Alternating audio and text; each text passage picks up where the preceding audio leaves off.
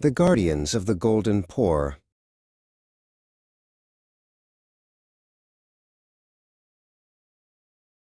In the heart of České Budějovice, the Budvar brewery stood as a monument of red brick and silver steel.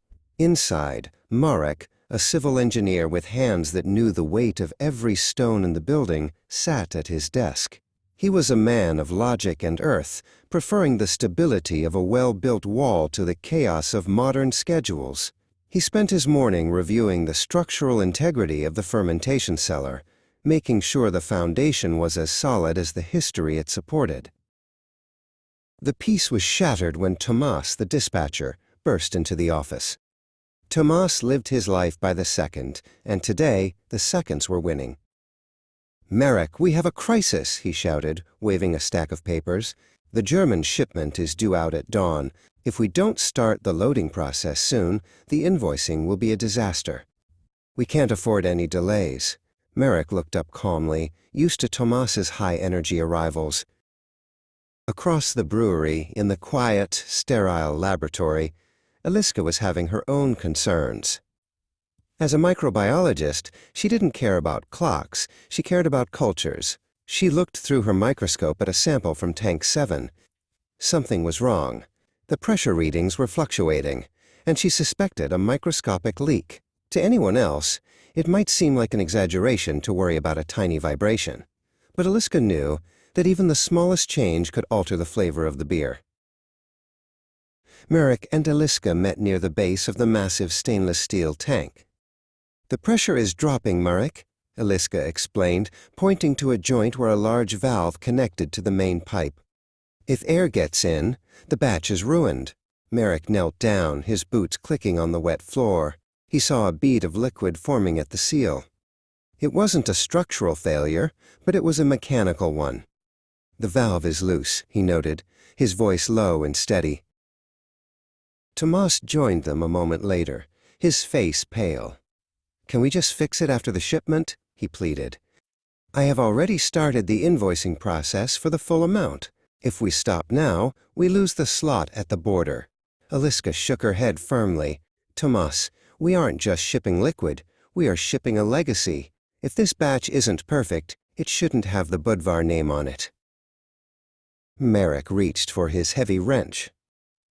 "I can tighten it," he said, "but we need to be careful not to damage the threading." He began the delicate work of securing the valve. He worked with a slow, deliberate rhythm. He knew that haste led to mistakes, and in a brewery that had survived for centuries, mistakes were the only thing they couldn't afford. Every turn of the wrench was a silent promise to the brewers who came before him. While Marek worked, Eliska checked the sensors again. "It's better to be safe," she told Marek. "I'm having the equipment checked by the automated system as you work to ensure the internal pressure stabilizes." Marek nodded. "It's the difference between caring about the job and looking after the brewery," he said. "Caring about the job means meeting Tomas's deadline.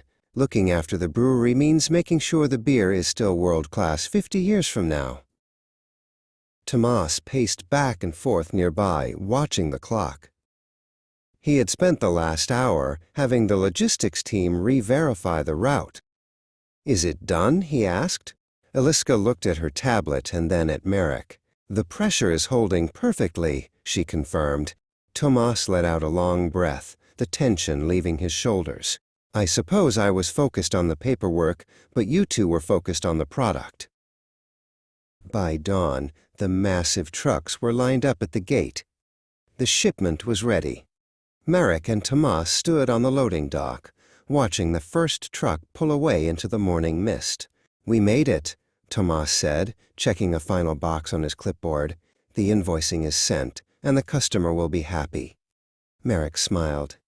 "And more importantly, the beer is exactly as it should be. We did our part to protect the name."